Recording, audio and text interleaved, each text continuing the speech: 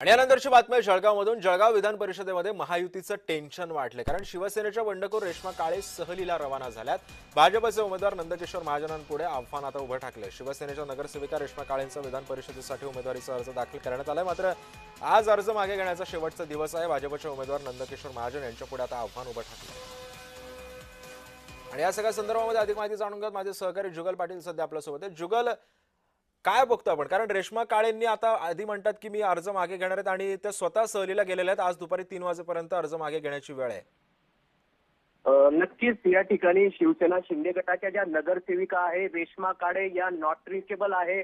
महायुतीच्या विरोधात बंड करून भाजपा उमेदवार नंदकिशोर महाजन यांच्या पुढे आव्हान उभे करणाऱ्या शिवसेना शिंदे गटाच्या नगरसेविका रेश्मा काळे या जिल्ह्याच्या बाहेर सहलीला रवाना झाल्या आहे। सप्तशृंगी गडावर मातेचं दर्शन घेतल्याचा व्हिडिओ सोशल मीडियावर या ठिकाणी व्हायरल झालेला आहे।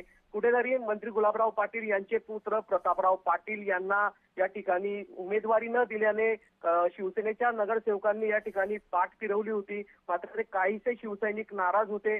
मात्र जर एक विचार केला तर अपक्ष उमेदवारी रेश्मा काळे यांनी या ठिकाणी दाखल केलेली आहे। मंत्री गुलाबराव पाटील, मंत्री गिरीश महाजन रेश्मा काळे यांची समजूत काढण्यात यशस्वी होतील का हे पाहणं आज महत्त्वाचं ठरणार आहे। आज माघारीचा शेवटचा दिवस आहे।